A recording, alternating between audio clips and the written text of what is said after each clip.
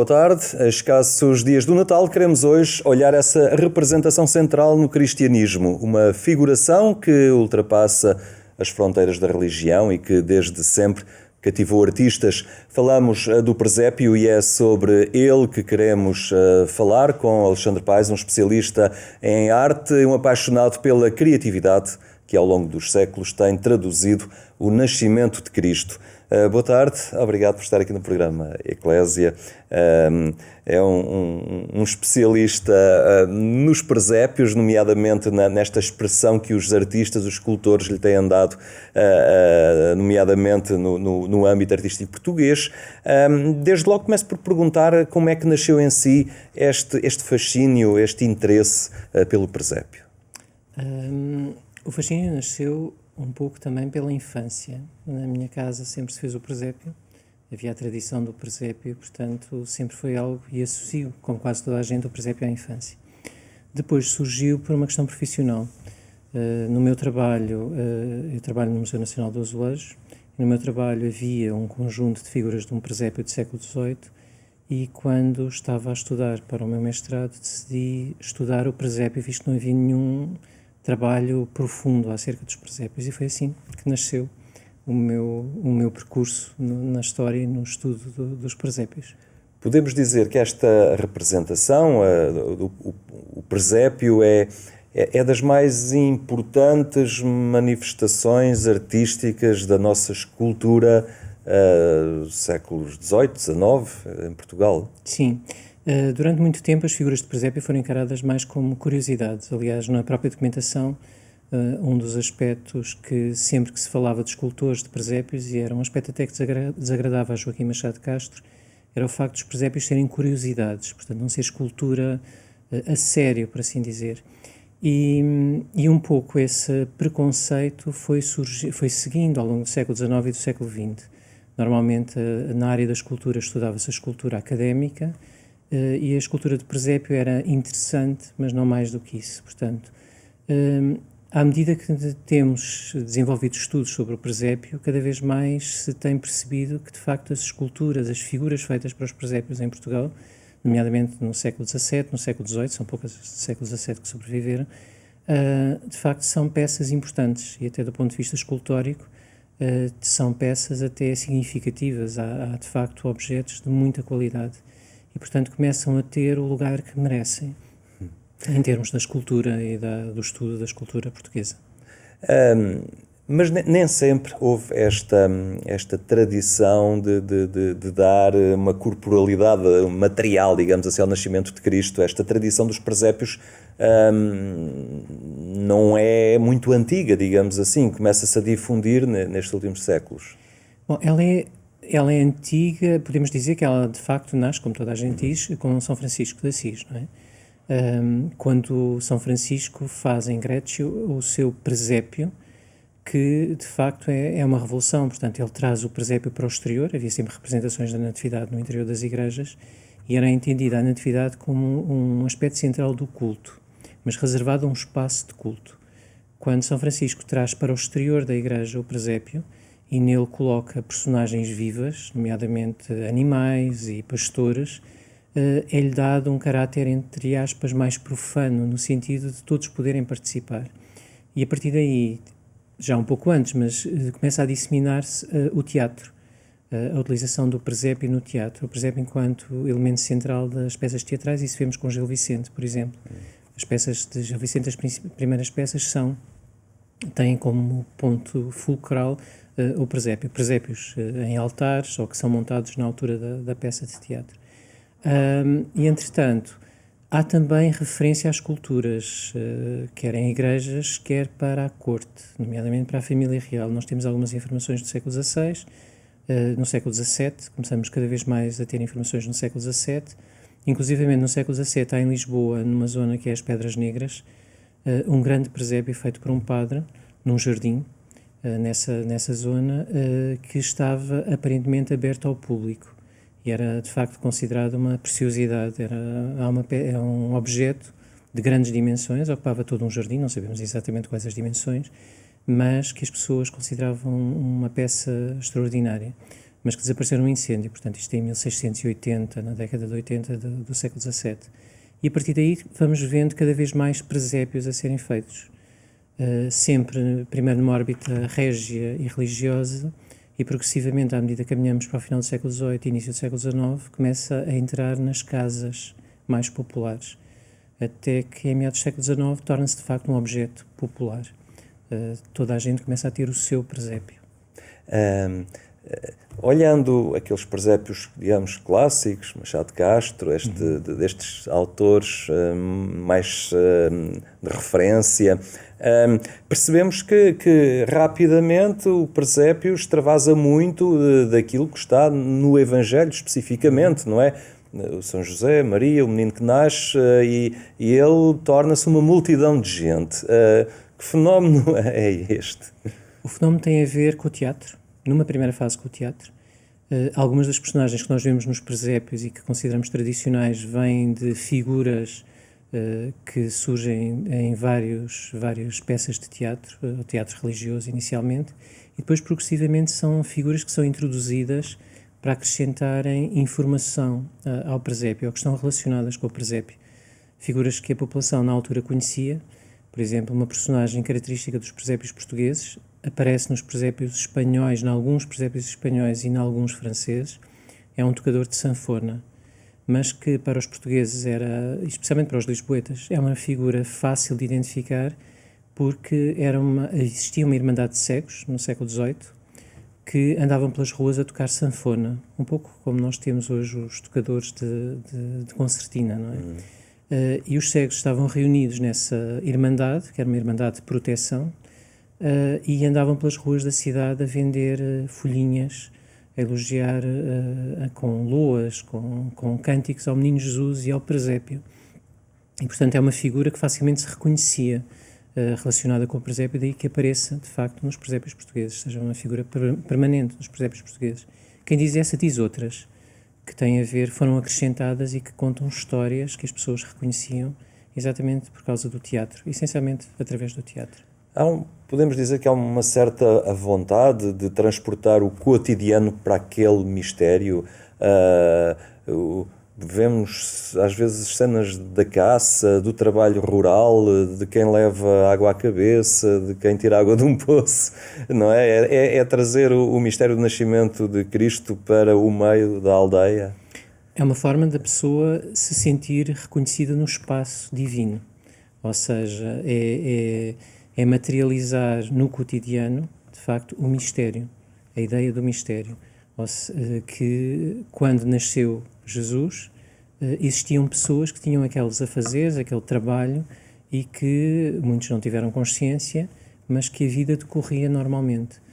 E esse ciclo, essa repetição desse ciclo é muito importante para o presépio e para a mensagem que é passada. E, portanto, é uma forma, de facto, de toda a gente sentir que pode participar anualmente, periodicamente, nessa realização desse mistério que se repete todos os anos. E, portanto, é um pouco essa a ideia da universalidade que é colocada no presépio, com todas essas personagens, com todos esses afazeres. Há cenas que podem parecer estranhas, por exemplo, a caça, como mencionou, ela simbolicamente não representa propriamente a atividade, mas tem a ver um pouco com os escritos dos doutores da Igreja, que Jesus vem para caçar os pecados. Portanto, a cena da caça no presépio é um pouco essa ideia da caça aos vícios. E consoante o animal que é caçado, nós sabemos qual é o vício que é privilegiado naquele presépio. Nessa linha, penso que podemos dizer com segurança que os artistas, quem constrói o presépio, eles, digamos que vão um bocadinho mais além daquilo que é a ortodoxia católica, cristã, vão a livros menos canónicos, buscar alguma informação que depois colocam ali. Às vezes é preciso dominarmos um certo léxico, um certo código ou conhecimento, quer seja até de evangelhos apócrifos, para perceber algumas figuras que lá estão. Exatamente, porque se formos aos evangelhos, de facto a informação é muito reduzida e toda a necessidade crescente no mundo cristão, desde o início da questão do nascimento do menino, que é de facto, são escassas as informações que nós temos nos evangelhos canónicos, levou ao aparecimento dos apócrifos, dos evangelhos apócrifos. E, esmagadoramente, os evangelhos apócrifos têm muita informação acerca do nascimento do menino. Há personagens que aparecem, por exemplo, as que me ocorrem de imediato são duas mulheres, que aparecem sempre associadas ao presépio e aparecem nos nossos presépios, uma mulher mais velha e uma mulher mais nova, e que representam as parteiras que ajudam ao nascimento do menino, que surgem nos evangelhos apócrifos e voltas depois numa série de lendas. Com o Concílio de Trento, toda essa fantasia foi afastada, ou deveria ser afastada, mas a religiosidade popular acabou por transformar todas essas figuras em pastoras, em outras personagens, em que a raiz está lá, portanto, essas ideias primordiais que encontramos nos evangelhos apócrifos ainda permanecem, mas ocultas depois num disfarce de outras roupagens, de outras figuras que aparecem no presépio. Portanto, as parteiras deixam de ser parteiras e passam a ser pastoras, mas elas vão sempre aparecendo. E são personagens, de facto, como dizia, que aparecem no teatro, e através do teatro que havia nas igrejas por esta altura, as pessoas reconheciam todas estas personagens e as histórias que elas simbolizavam. Com tudo isto, podemos dizer que leva tempo a ver um presépio destes, portanto, não é uma coisa que se olhe de relance e se siga caminho. Para perceber e dar atenção a todos estes personagens, não só leva tempo, como é preciso ter alguma cultura, não? Hoje é preciso ter alguma cultura. Na altura em que eles foram feitos não era necessário ter cultura, porque a informação estava acessível a toda a gente percebia. De facto, leva tempo ver o presépio, mas o presépio é criado no século XVII, XVIII e até aos inícios do XIX enquanto instrumento de reflexão. Ele é um instrumento de contemplação. Ele existe para a pessoa se deter em cada personagem e refletir sobre o papel que aquela personagem representa no momento do nascimento do menino. E na altura percebia-se o significado de todas aquelas figuras. E uma particularidade é que os presépios em Portugal, e isso é de facto um aspecto muito interessante, consoante o sítio onde são feitos, eles têm signos próprios, ou seja, têm significados próprios. Um presépio como o presépio da Basílica da Estrela tem uma mensagem diferente de um presépio como o presépio da Madre Deus, por exemplo. Ou outros presépios, mesmo os presépios mais pequenos têm mensagens. Ou seja, cada escultor criava uma encomenda com uma mensagem própria que aqueles que lidavam mais com o presépio reconheciam no espaço para o qual foi criado. É um fenómeno representativo que extravasa a escultura também, a pintura, também o azulejo, não sei, tem também este interesse pelo nascimento de Cristo. Exatamente. E normalmente, hoje é muito raro isso acontecer, não há nenhum presépio que consiga, de facto, dar-nos essa definição. Os presépios estavam em espaços, essencialmente os presépios religiosos, os grandes presépios do século XVIII, estavam em espaços onde a mensagem estava relacionada também com a azulejaria, com a própria pintura, portanto havia pintores que eram contratados para fazer os cenários do próprio presépio, com cenógrafos, para se fazer toda a estrutura na qual as figuras eram colocadas, portanto havia toda uma teatralidade da execução do presépio, que implicava conhecimentos de cenografia. Havia, portanto, os pintores, havia por vezes ciclos de azulejos que narravam os acontecimentos antes e depois do nascimento do menino. Portanto, havia todo um conjunto integrado. Portanto, o presépio fazia parte de uma arte total, global, especialmente no barroco, que, de facto, extravasava meramente a representação escultórica das personagens. É também algo que vai além da identidade religiosa de cada um, mesmo muitos agnósticos, até ateus, não ficarão indiferentes perante o presépio. Não, porque é um pouco isso que eu dizia, é a infância. O presépio é talvez um dos símbolos mais poderosos da infância, da nossa infância mediterrânica, não é? E que está associado a todos os povos mediterrâneos, que têm de facto um grande peso em Itália, em Espanha, em Portugal e mesmo em França, em algumas regiões francesas. E, portanto, está sempre relacionado com aspectos de quando se era criança, que se ia buscar um musgo para se montar o presépio, para se colocar as figuras.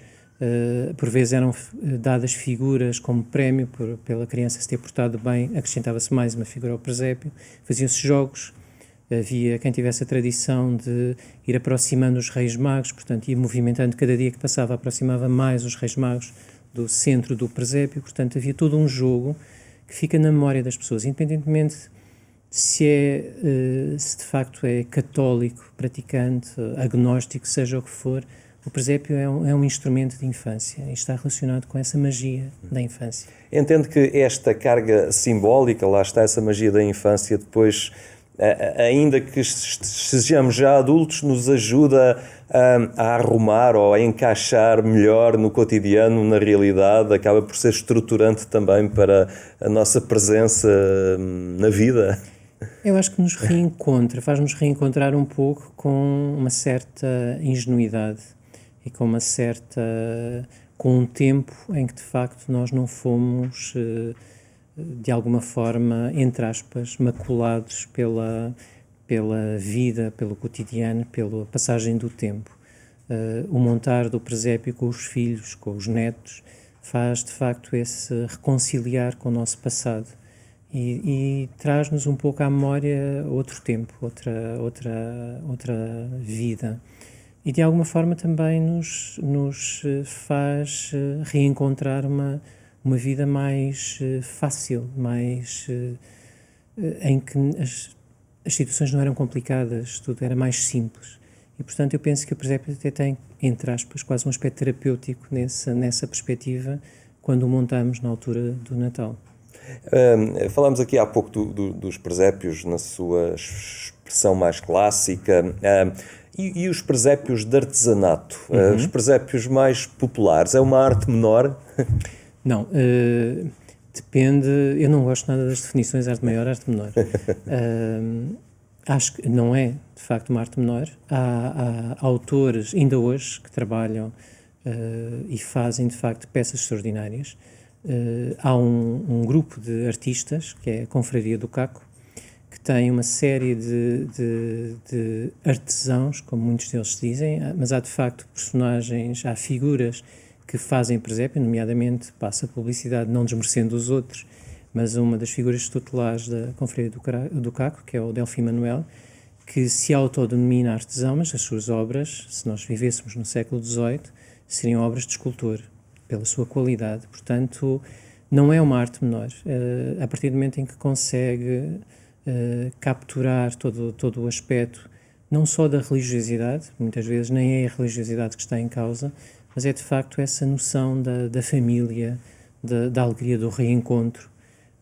Não por acaso os evangelistas, todas as ordens religiosas, como os jesuítas, os franciscanos, quando vão na expansão, no século XVII, ainda no século XVIII, levam o presépio para explicar a noção da família, do pai, da mãe e do filho.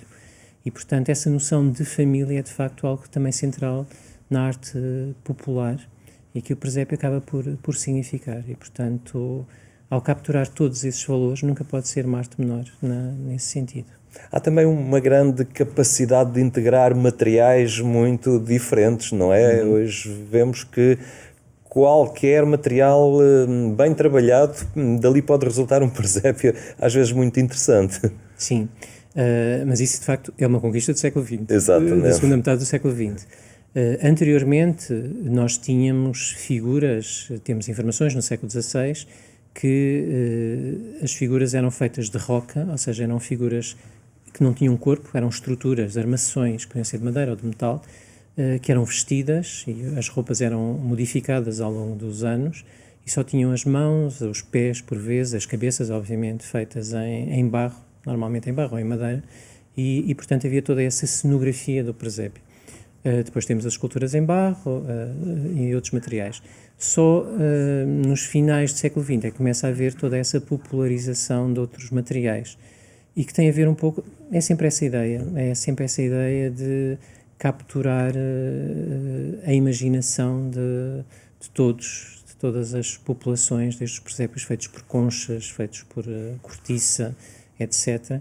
E há quase que uma espécie de procura de ver quais são os materiais mais exóticos para se fazer o presépio, exatamente porque é uma linguagem universal que toda a gente percebe, desde a América Latina, a Ásia, a África, toda a gente percebe o que é que ali está representado.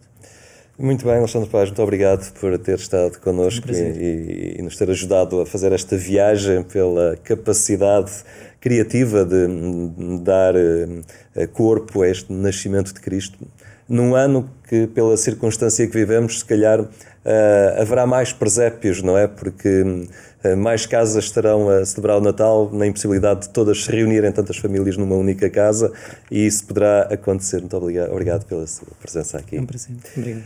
A terminar, recordo que mais logo pode acompanhar ainda a edição rádio do programa Eclésia. Basta para isso sintonizar a Antena 1 pelas 22h45. Tenha uma boa tarde e um Santo Natal.